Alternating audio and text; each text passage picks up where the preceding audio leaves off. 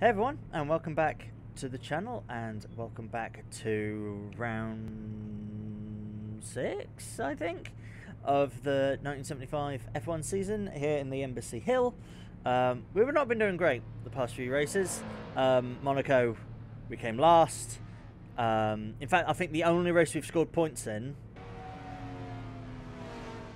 I think, has been the first race in Argentina. We should have won South Africa, but there was timing errors. So hopefully today at Zolder we can do better. So sounds like there's someone coming. Yeah, it's James Hunt. We can take off after James Hunt. So I've driven Zolder few times in the past in racing sims, not this version and not for a very long time, so I've completely forgotten Zolder. I do wish it was Spa, that would have been nicer because I actually know that track, but I guess we're at Zolder this time. Very lush and very green, so let's have a few laps and sort of learn our way. I can follow James and sort of figure out if it's going left or right by whatever side he's going on. Ah, but when he just breezed behind a hill, that's useful.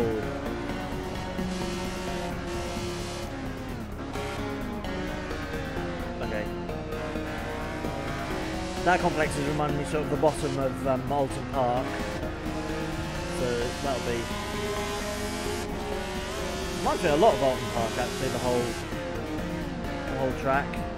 Oh, that's a tight hairpin. That'll be a first gear hairpin.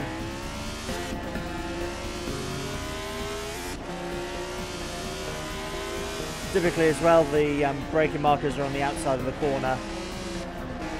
So you can use that to learn tracks to know if you're going left or right. Which is useful when you're doing a Formula E track and they put them on whatever side they can.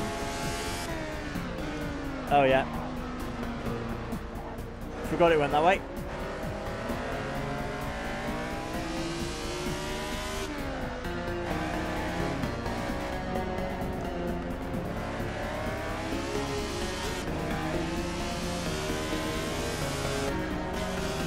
I love the feeling of this track. It feels like a proper racetrack. Like how you'd imagine if you just someone who wasn't interested in racing, who had never seen a race, didn't know anything about it, and you told them to describe a racetrack. I guarantee this is what they'd think of.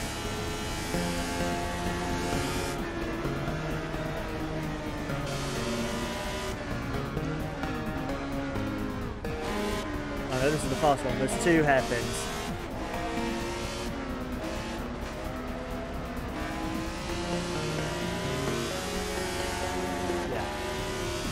Two, they're very similar.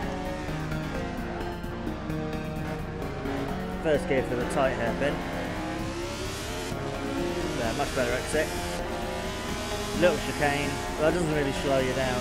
You're just sort of accelerating through it. That one does a bit more. This is a good track. When I get in the flow of it and I know where I'm going, this is going to be a good track and a fun race, I imagine. So if I brake at the pit exit, that seems to get me around alright.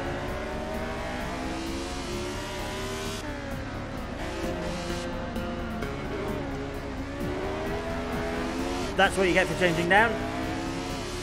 Halfway through a corner.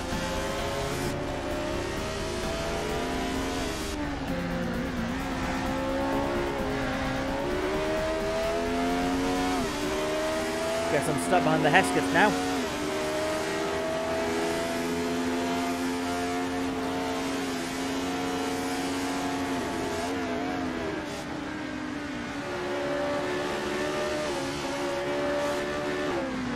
This is good because it means I can practice sort of trying to find a place to overtake. See where James and the rest of the other drivers will brake. See if I can outbrake them somewhere. Oh, it didn't help that James locked up into that corner. already fun. I'm already enjoying this, and I'm just having a little like practice battle with Hunt. Oh, I can get much higher out there. I think he was planning on going in the pits.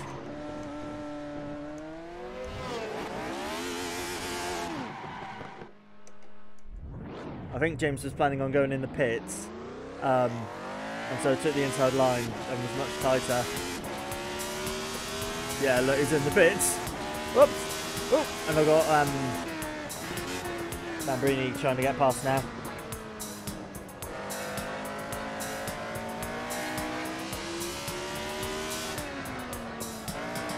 Yeah, this is the third gear corner. I tried second, it was too squirrely.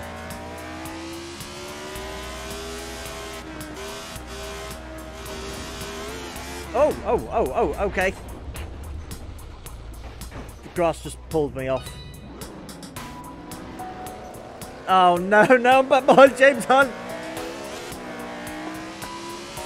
Oh no. Hi, I got a Ferrari trying to get past. It's a red helmet, I think it's Nicky. Oh, you do need to brake for that, that's not flat out. Oh, up the banking.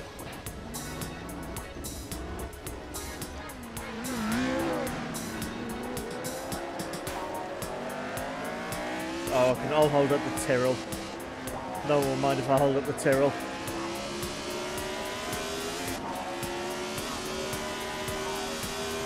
Hello! Oh, okay.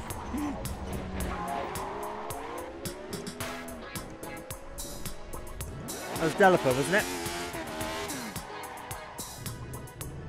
Was that not Patrick Delapo? He lost it. I feel like it was. He lost it on his own accord. Another shadow's got to be behind me. Wow, this is a messy. I guess this is what you get for the shorter tracks. Is there's not a lot of space on them, so you are going to be tripping over everybody.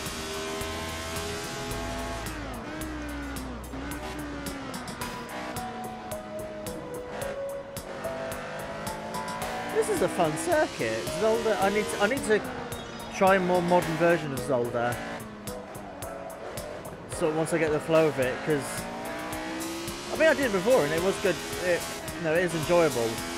But then that's the thing. It sort of raises the argument I had in Monaco, which is, do you get rid of the alternative racetrack for this? If you were going to bring this back onto the calendar, the alternative track is Spa. No, I'm not trading Spa for this. Really?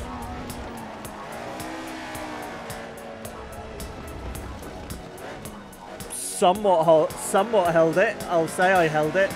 I didn't spin. I didn't hit anything. Yeah, my lap time was deleted, but the apex is much later than I think. I need to learn where the braking point is as well for that corner, otherwise I'm just going to lock up into it.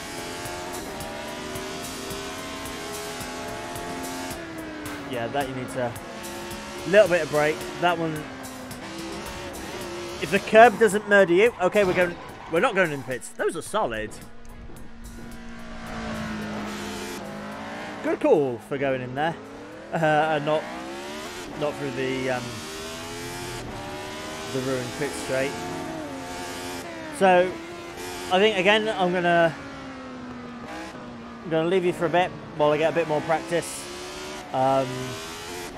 Potentially show highlights if there's anything interesting, like me spinning and probably crashing into someone. But I need to get better at this and start setting some times. Anything happens, I'll see you later on in the session. If not, I'll see you in qualifying. Okay, so I've skipped to qualifying. I did a handful more laps during that session, but again it kept getting crowded, so I'd set up a good lap and then there'd be a shadow or a march or someone in front of me and potentially ruin the lap. So I got the swing of it though, so I'll get around this out lap and I'll show you the track. Okay, let's show you a lap of Zolder. I've already did one lap, and I was talking through it, but I ended up cutting the corner. So, at the exit of the pits, you brake and go down to third gear. Make your way along the sort of long 90-degree right-hander. Then you've got like a quadruple right-hander, quadruple apex right-hander. You stay in third this way. Get to about down here, then you can stick it in fourth, but then you got to brake again, back down to third, and now you can floor it. It's a long straight.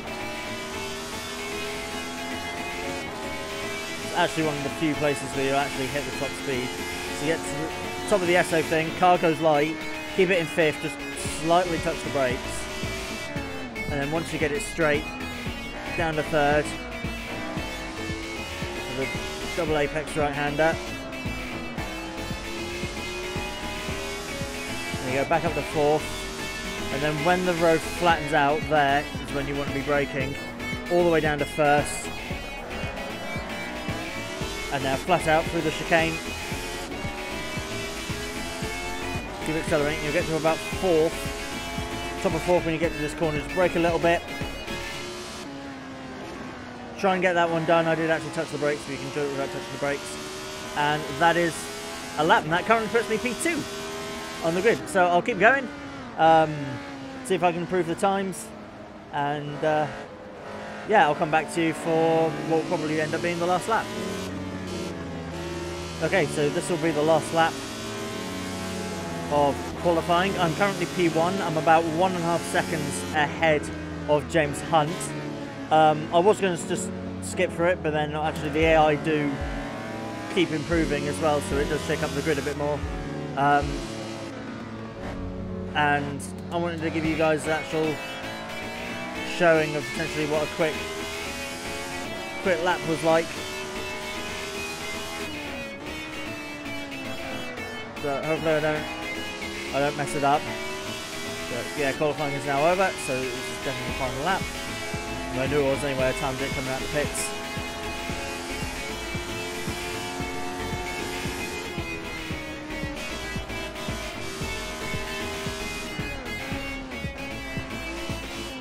Yeah, nice. The AI seems to take a wide line through there and it slows them down. So I'm quicker through that corner, 100%.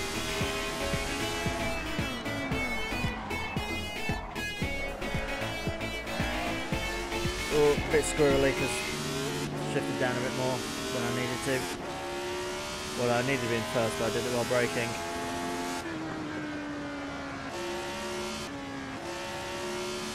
Do I improve my time? Well, 1:22. I think I do. I think that was a quicker lap. So waiting for one more car, but Carlos Reutemann is 1.8 seconds behind me. Wow, that's a dominant... I'm really enjoying the track. I really enjoy the track. And that is apparent by the very good lap time, which we can jump into now. Oh! James Hunt actually beat Carlos Reutemann there. So I don't get to see the lap times, but it's me on pole position and Mr. James Hunt right there, with Carlos Reutemann behind, Scheckter, Pace, Emerson Fittipaldi, Lauda, Mas, Mambrini, Evans, Delaper, Peterson, Regazzoni, Lafitte, Watson, Price, Lombardi, X. So here we go for the Belgium Grand Prix. There may have been a bit of a weird cut there, but there was actually a lot of there was a big crash on the grid, and it sort of almost broke the game. So I need to take this corner lightly, because first time out I failed to do so. James Hunt got a good start, uncharacteristic. I'm pretty sure I'll find a way past the head skiff.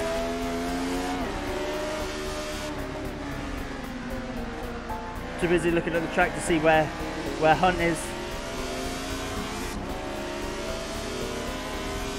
I can hear him, I can see him peering out that mirror.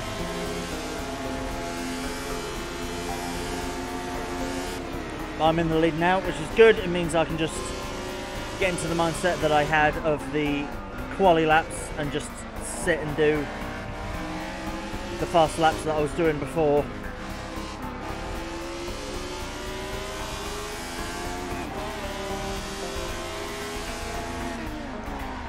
Uh-oh.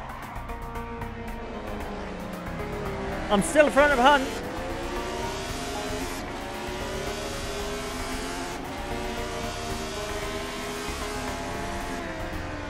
Van Breening's out, apparently.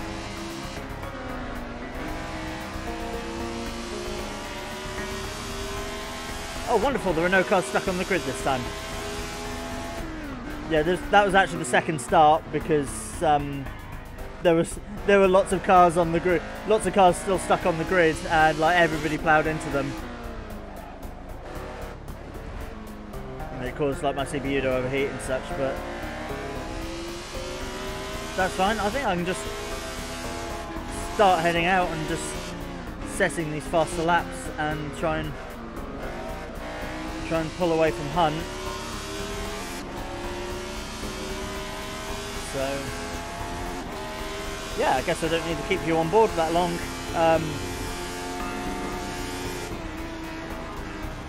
Embassy Hill actually doing a good job. I think it's clear that I really like this track as opposed to like the street circuits in Spain or Monaco.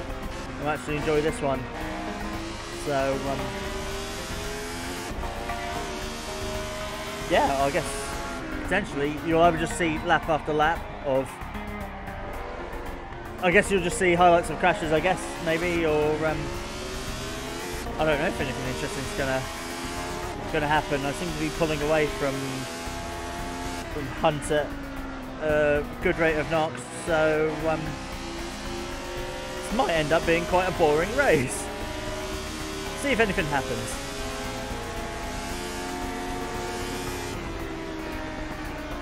So it's about the halfway mark now, so it's 17 laps, so I'm sort of halfway through lap 8. No real update. I pulled away from James Hunt. He is 9.5 seconds behind. Yes, you heard that right, 9.5 seconds.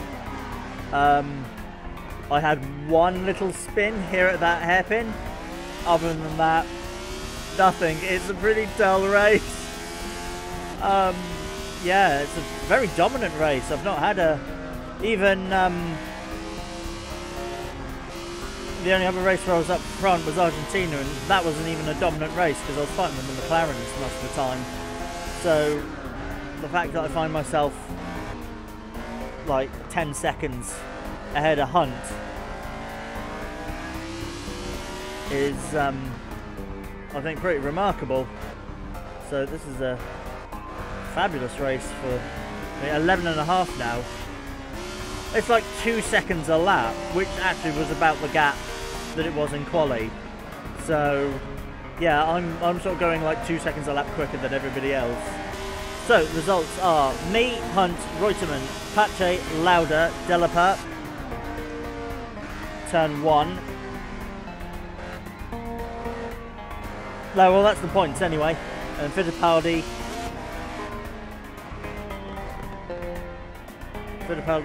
Scheckter, Mass, Evans, Regazzoni, Watson, Price, X, Peterson, Lombardi, Lafitte and Bambrini we've seen as in the pit lane.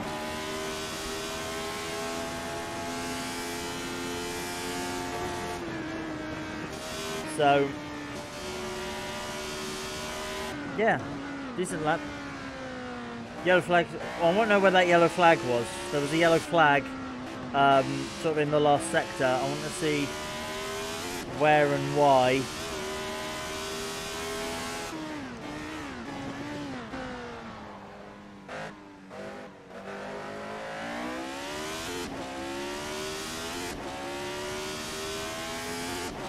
Here, apparently, there was a yellow flag. Through the last chicane. And sort of up to here. Is it counting the fact that it's Bembrini in the... Oh no, there's a Tyrrell and a McLaren. Oh dear. That's what the yellow flag was for. I thought it might have been for Bembrini in the pits. No, it's a McLaren and a... It hasn't updated yet, so it won't tell me who that is. When they get through the start-finish line again, it'll tell me who it is, but... I think it's Fittipaldi and Scheckter. They're the ones not moving on the thing, so... Oh dear. Championship leader Emerson Fittipaldi, if he can get going, might be out. I think he is.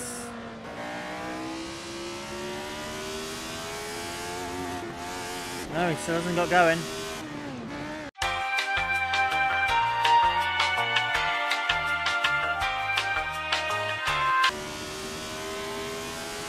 So I think I saw some dirt being kicked up there. Oh! Oh shit!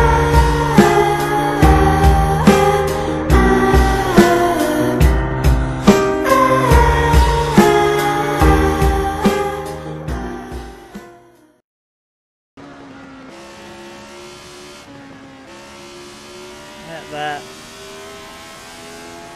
And across the line to win the Belgium Grand Prix with only 3 cars on track. There we go, it actually counted as finishing. So, after what is one hell of a messy race, it was me, Carlos Pache, Tom Price were the only finishers. Then Jackie Hicks, Carlos Reutemann and James Hunt got the points there. Yeah, that was one hell of a messy race. I thought, well actually it was better first time out, but there was then, well yeah, I was trying to clear the stopped cars, which actually I guess I don't need to worry about now. So that was partly my fault, but yeah. So the next one is Sweden. So I'll see you for the Swedish Grand Prix. Bye bye.